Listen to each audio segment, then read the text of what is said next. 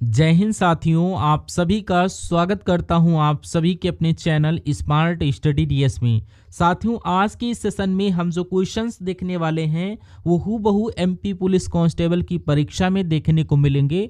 आज की इस वीडियो में पूरी सामान्य ज्ञान का हम सभी लोग निचोड़ देखने वाले हैं, यानी कि एमपी पुलिस कांस्टेबल में जिन जिन टॉपिक से सबसे ज़्यादा क्वेश्चन पूछे जाते हैं उन सभी टॉपिक को हम सभी लोग कवरअप करेंगे आज की इस वीडियो में क्वेश्चंस के माध्यम से। मैं कहूँगा आज की ये वीडियो आपके 10 नंबर पर आधारित है। 40 नंबर के सवाल तो पूछे जाएंगे, लगभग जीके जीएस और करंट अफेयर के 40 क्वेश्चन आएंगे, उसमें से 10 नंबर वाली ये आज की क्लास में आपको करवा रहा हूँ। तो आपको हूबहू ऐसे ही सवाल देखने को मिलेंगे। मैं कहूँगा अगर आपकी परीक्षा में कुछ घंटे बाकी हैं या कुछ दिन बाकी हैं तो इस पूरी क्लास के सभी सवालों को रट कर जाइएगा, आपका पेपर क्रैक हो जाएगा। तो स्टार्ट करते हैं। पहला क्वेश्चन आपकी स्क्रीन पर कह रहा, किस राज्य में राष्ट्रीय उद्यान वैली ऑफ फ्लावर्स स्थित है? तो उत्तराखंड में ये स्थित है। Right answer option number A के साथ। अगला क्वेश्चन, संविधान के किस अनुच्छेद में यह अंकित है कि इंडिया अर्थात भारत एक राज्यों का संघ है? ये कहीं और नहीं, ये सिर्फ अनुच्छेद 1 में बताया गया है कि इंडिया अर्थात भारत राज्यों का समूह है या संघ है। कह रहा, रतौंधी किस विटामिन की कमी से होती है? तो रतौंधी की जब बात की जाए तो विटामिन ए की कमी से रतौंधी रोग हो जाता है। और अगला क्वेश्चन कह रहा, ऑन्कोलॉजी किसके अध्ययन से संबंधित है? ऑन्कोलॉजी के संबंधित किसका अध्ययन किया जाता है? यहाँ पर कैंसर का अध्ययन किया जाता है।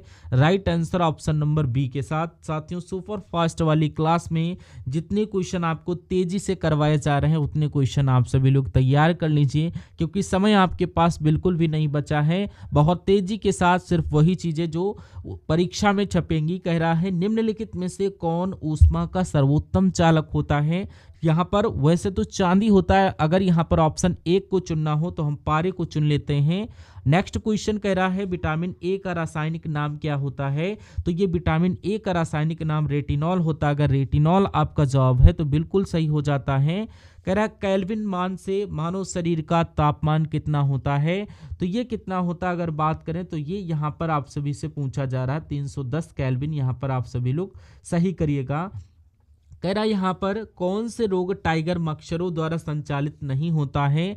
तो डेंगू हो जाता है, चिकनगुनिया हो जाता है, पीत ज्वर हो जाता है, लेकिन जापानी एन्सेफलाइटिस नहीं होता। जब नहीं होता तो यही आपका राइट आंसर हो जाता है। कह रहा है, कौन सा विटामिन प्रतिरक्षा प्रदान करता है? वैसे तो ए भी प्रदान करता है, लेकिन सी थोड़ा ज़्यादा करता है, तो सी आपका राइट आंसर हो जाएगा।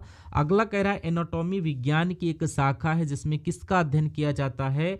तो साथियों, इसमें यहाँ पर जो जानवरों की अगर मैं बात करूं, जानवरों के जो शरीर वगैरह होते हैं इनकी संरचना से संबंधित है, तो इसलिए आंसर आपका ऑप्शन नंबर ए के साथ जाएगा।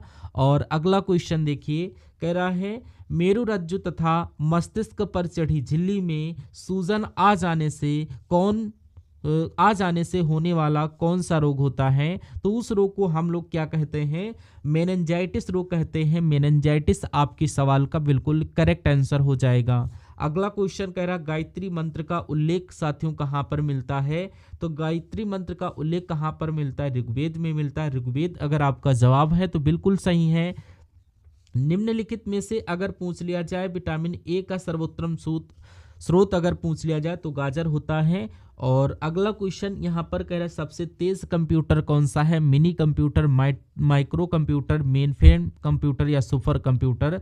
तो सुपर कंप्यूटर जो है ये सबसे तेज कंप्यूटर है। अगर right answer option number D के साथ है तो बिल्कुल करेक्ट है। कह रहा, पोलियो के टीके की खोज किसने की थी या किसके द्वारा करवाई गई थी? तो ये आपको याद रखना है, जोनास साल्क के द्वारा करवाई गई थी या अलेक्जेंडर या एल्बर्ट जेनर रॉबर्ट कोच? तो यहाँ पर आप सभी लोग right answer option number B को देना।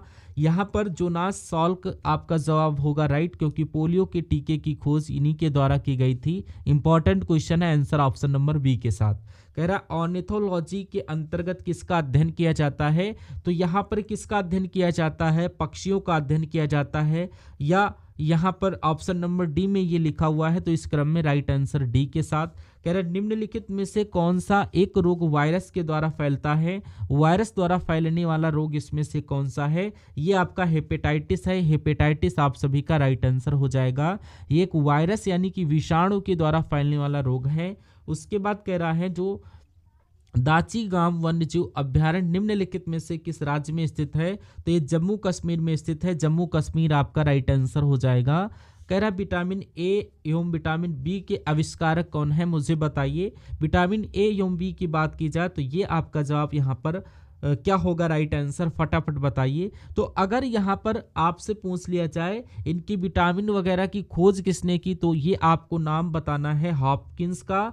लेकिन विटामिन शब्द के नामांकन की अगर बात करें, नामांकन किसके द्वारा किया गया, तो आपको फंक नाम बता देना, जो कि ऑप्शन नंबर ए में लिखा गया है। उसके बाद देखिए यहाँ पर कह रहा सिंधु घाटी सभ्यता के शहरों की गलियां कैसी थी, चौड़ी, सीधी, तंग, मैली, फिसलन वाली या तंग मेटी। तो चौड़ी और सीधी right answer option number A के साथ आंसर चला जाएगा। अगला क्वेश्चन कह रहा हेपेटाइटिस रोग से मनुष्य के शरीर का कौन सा अंग प्रभावित होता है। यहाँ पर यकृत यानी कि लीवर प्रभावित होता है जब किसी को हेपेटाइटिस नामक रोग हो जाता है। अगला क्वेश्चन संविधान सभा की प्रथम बैठक कब हुई थी, अगर आपसे पूछा जाए तो 9 दिसंबर 1946 को संविधान सभा की प्रथम बैठक हुई थी। अगला क्वेश्चन कह रहा है एपिडेमियोलॉजी किसके अध्ययन से संबंधित है, तो इसके अंतर्गत किसका अध्ययन किया जाता है, तो यहाँ पर महामारी रोगों का अध्ययन किया जाता है। इसलिए अगर जवाब है आपका ऑप्शन नंबर सी तो बिल्कुल करेक्ट हो जाएगा।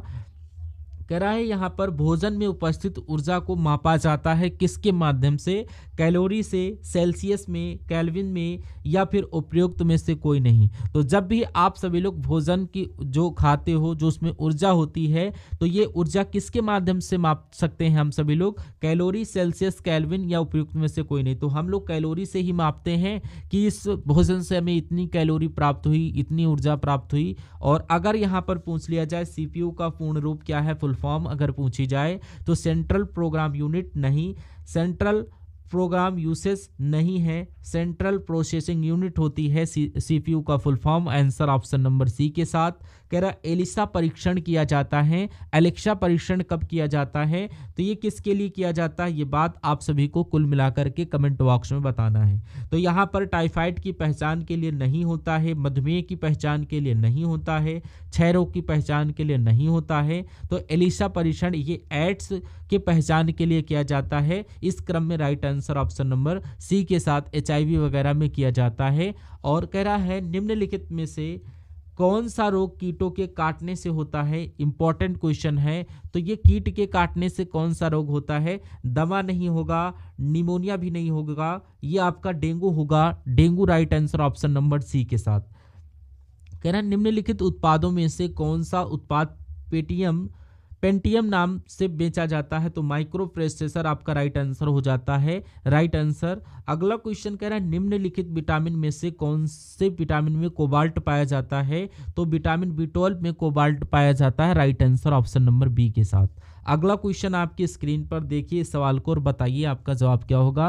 कह रहा अगर उससे पहले मैं आपको ये बताना चाहूँगा, अगर आपकी एमपी पुलिस कांस्टेबल की तैयारी थोड़ी सी लूज है और आप चाहते हैं आपका हर हाल में सिलेक्शन होना चाहिए, तो सिलेक्शन होना चाहिए, तो उसके लिए आपको कुछ चीज़ें एफर्ट करूँगा पढ़ने के लिए। तो यहाँ पर जो भी सेशन आपको प्रोवाइड करवाए गए हैं उन सभी सेशन को पढ़िए। और आपका कल पेपर है तो आज शाम को बेहतर क्लास आने वाली है, तो उस क्लास को जरूर देखिएगा ताकि आपका जो पेपर हो उसमें से 20-25 नंबर उस क्लास से आपके पक्के हो जाएं। तो ये ध्यान रखिएगा, हर क्वेश्चन के आंसर दीजिए। जैसे कि आपको यहाँ पर ये एनालिसिस होगा कि आपने हाँ इस क्वेश्चन को पढ़ा है, एग्जाम हॉल में जब बैठोगे तो उससे रिलेटेड आपके दिमाग में कुछ माइंड में चीज़ें चलेंगी। जब चीज़ें चलेंगी माइंड एक संकेत देता है, उस संकेत को अगर आप समझ सकते हैं तो समझ लीजिए आपका क्रैक हो जाएगा एग्ज़ाम। और जो है आप सभी को जब तक एग्ज़ाम आप सभी का ना हो जाए और चैनल के माध्यम से जुड़े हैं तो इसको सब्सक्राइब करके ज़रूर रखिएगा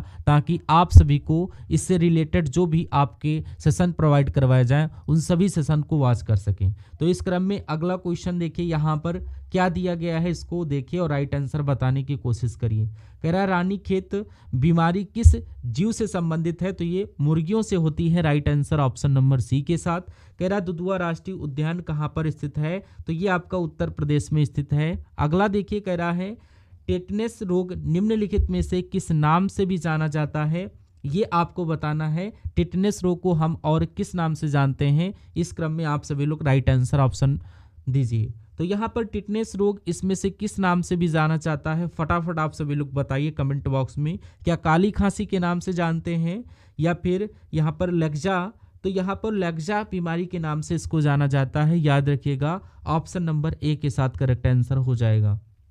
संविधान सभा का स्थायी अध्यक्ष कौन थे, तो यहाँ पर डॉक्टर राजेंद्र प्रसाद थे। और उसके बाद यहाँ पर देखिए दूध का घनत्व मापने के लिए किस उपकरण का उपयोग किया जाता है, तो यहाँ पर लैक्टोमीटर का उपयोग किया जाता है। Right answer option number A के साथ।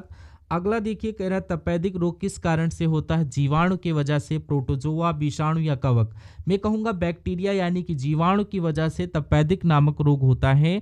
और उसके बाद देखिए कह रहा है जो बिजली का प्रतिरोध होता है इसको मापने के लिए किस उपकरण का इस्तेमाल करते हैं, तो क्या हम लोग ओम मीटर का यूज़ करते हैं या अमीटर का यूज़ करते हैं, तो यहाँ पर आप सभी का ओम मीटर ही राइट आंसर हो जाएगा। बिजली का प्रतिरोध नापने के लिए ओम मीटर का यूज़ करते हैं। ऋग्वेद में कितने मंडल होते हैं, तो ये आपके 10 मंडल होते हैं। Right answer option number B के साथ।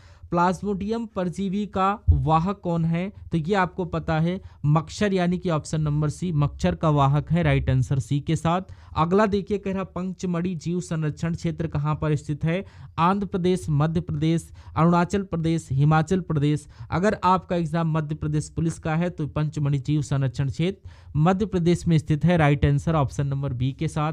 अगला क्वेश्चन देखिए आपकी स्क्रीन पर, कह रहा है किसी क्षेत्र को अनुसूचित जाति और जनजाति क्षेत्र घोषित करने का अधिकार किसके पास होता है, तो ये अधिकार साथियों राष्ट्रपति के पास होता है। राष्ट्रपति आपके सवाल का बिल्कुल करेक्ट आंसर हो जाएगा। कह रहा है यहाँ पर लोकसभा तथा राज्यसभा की संयुक्त बैठक कब होती है, तो लोकसभा और राज्यसभा की संयुक्त बैठक जब मतभेद होता है, यानी कि ये कंडीशन यहाँ पर लिखी है कि संसद सत्र शुरू होने के 10 दिन बाद, यानी कि एक सभा मान जाए एक सभा ना माने, तो तब होती है लोकसभा और राज्यसभा की संयुक्त बैठक। और 10 दिन बाद थोड़ी ना, ऐसे कोई शर्त नहीं, तो इसलिए आंसर ऑप्शन नंबर ए के साथ लगाना। कह रहा सूर्य का प्रकाश धरती तक पहुंचने में कितना समय लगता है, ये यहाँ पर आप सभी से पूछा जा रहा है, फटाफट बताइए। देखिए 8.3 मिनट का समय लगता है। Right answer option number A के साथ जाना चाहिए। अगला देखिए कह रहा है विटामिन B6 की कमी से पुरुष में कौन सा रोग होता है, रिकेट्स, स्कर्वी, बेरी या अरक्तता। फटाफट आप सभी लोग बताइए आंसर क्या हो सकता है आपके इस क्वेश्चन का, जवाब बताइए फटाफट कमेंट बॉक्स में। यहाँ पर अरक्तता कहीं ना कहीं आपका ये रोग हो जाता है। आंसर ऑप्शन नंबर डी के साथ जाना चाहिए। अगला क्वेश्चन कह रहा है शरीर के जोड़ों में गठिया रोग निम्नलिखित में से किसके जमाव से होता है, एल्बुमिन, कोलेस्ट्रॉल, ये यूरिक अम्ल। आपके इस क्वेश्चन का बिल्कुल करेक्ट आंसर हो जाएगा। कंप्यूटर डेटा की सबसे छोटी इकाई के बारे में अगर आप सभी से पूछा जाए तो सबसे छोटी इकाई की बात करें तो यहाँ पर बाइट हो जाती है। बाइट यानी कि ये आपकी कंप्यूटर डेटा की सबसे छोटी इकाई है। अगला देखिए कह रहा है वर्तमान यहाँ पर नहीं होना चाहिए। नवंबर 2016 में भारतीय संविधान में गणना की दृष्टि से कुल कितने भाग और अनुसूचियां हैं। 2016 के अकॉर्डिंग अगर हम लोग बात करें तो उस समय कितनी थी, तो मैं कहूँगा यहाँ पर 22 भाग और या 12 अनुसूचियां या 22 भाग या 395 भाग 12 अनुसूचियां। तो क्या आपका जवाब होगा, आप लोग कमेंट बॉक्स में बताइए। तो 22 भाग और 12 अनुसूचियां ये आपका जो होगा बिल्कुल करेक्ट आंसर हो जाएगा, आंसर ऑप्शन नंबर बी के साथ। अगला देखिए यहाँ पर कह रहा है शरीर में किस तत्व की कमी से घेंघा रोग होता है, तो ये आयोडीन की कमी से घेंघा नामक रोग होता है। अगला देखिए कह रहा हड़प्पा के खंडहर निम्नलिखित में से किस नदी के तट पर पाए जाते हैं, तो हड़प्पा के ये आपके खंडहर रावी नदी के तट पर पाए जाते हैं।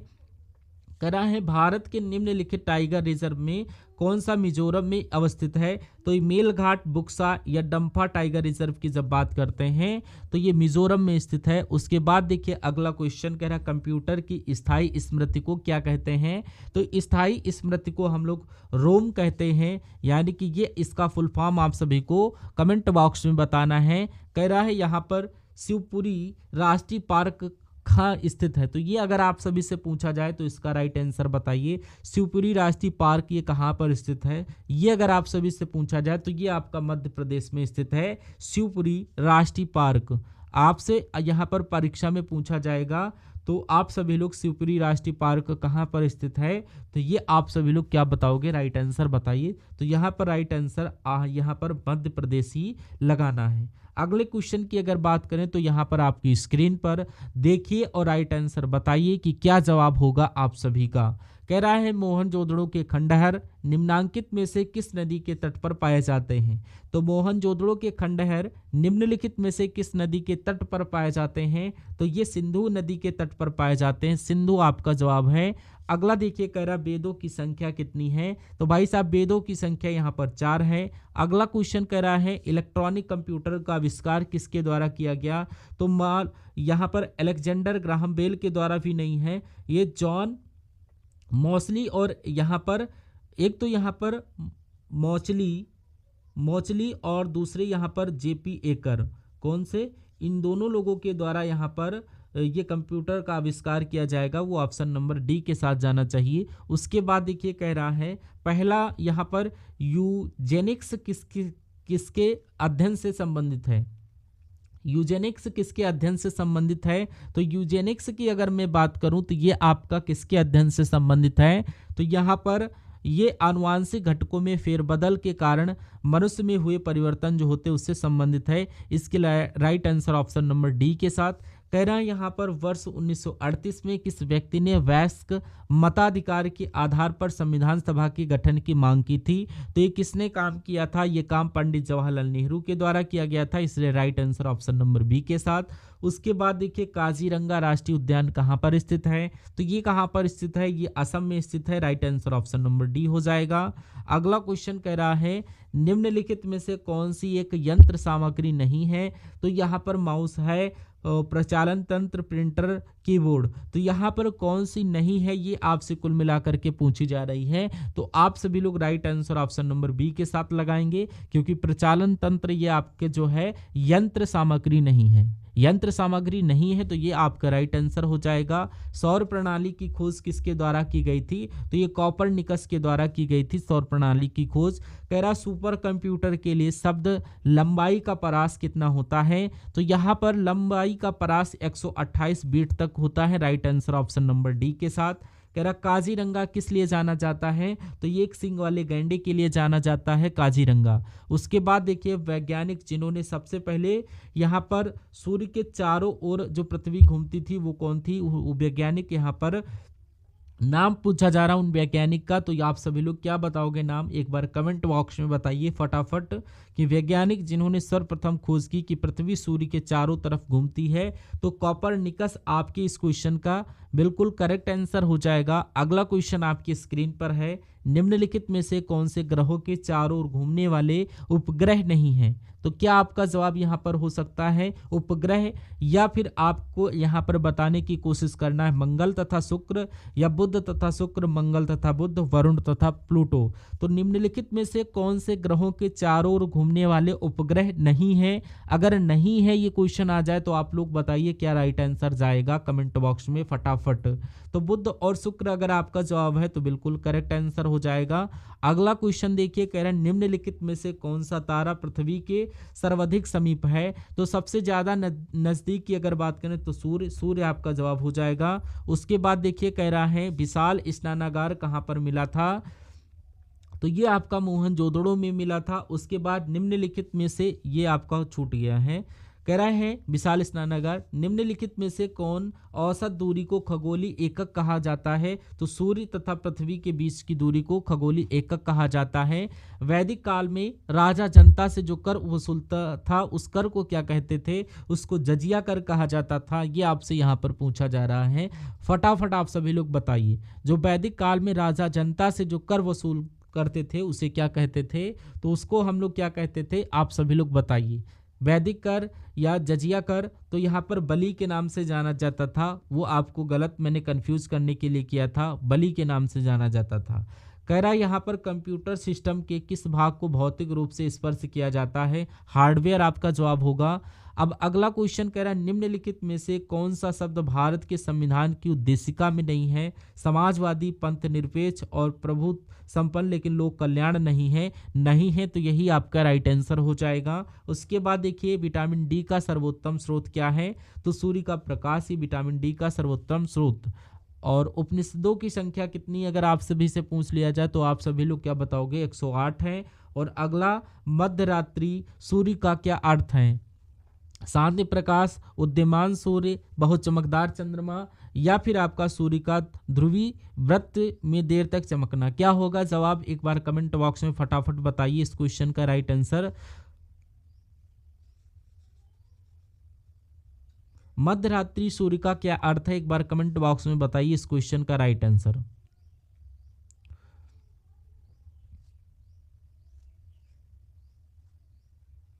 तो अगर आपका जवाब ऑप्शन नंबर डी है, सूर्य का ध्रुवीय वृत्त में देर तक चमकना, तो ये आपका बिल्कुल सही जवाब हो जाएगा।